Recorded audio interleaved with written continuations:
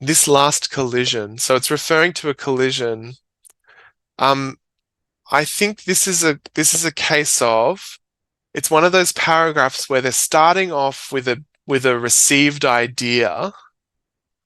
Um, for more than 30 years, the prevailing view has been the giant impact hypothesis. Um, hmm, because the hypothesis that they're talking about is introduced in number 3, the giant impact hypothesis. Yeah. And then and it goes to we're introduced to the idea of planetary embryos in sentence number 4. So giant impact hypothesis, planetary embryos, bring them together in sentence number 2. Because in sentence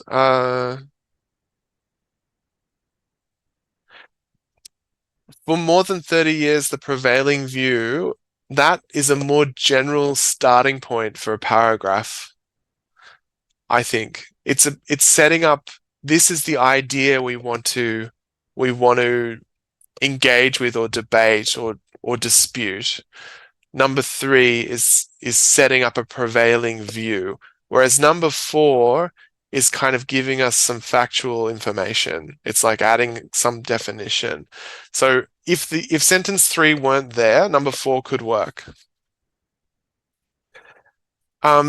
Precursors, so the things that came before, or whatever state of affairs came before. So the precursors to these planets may have been planetary embryos. That is a lot of smaller things. To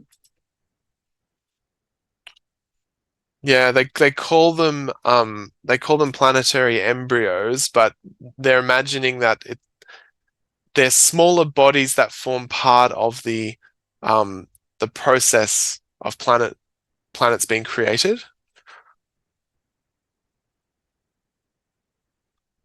No, it's see that first diagram where you've got two smaller bodies come together and then they form a larger one.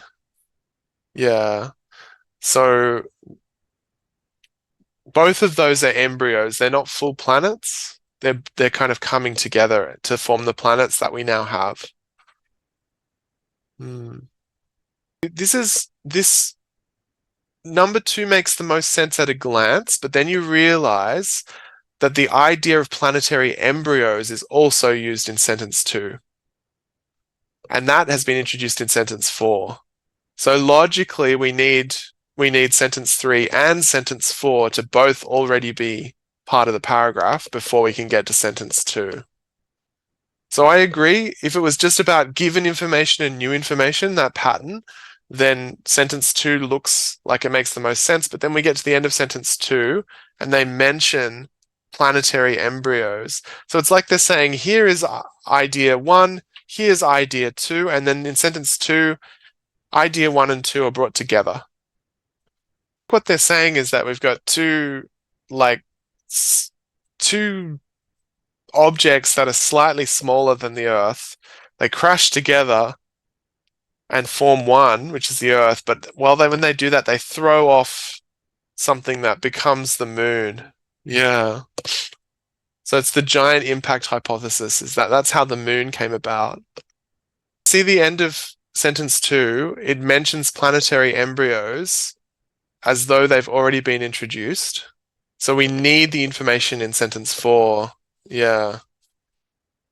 That's I think it is a little confusing. Hmm.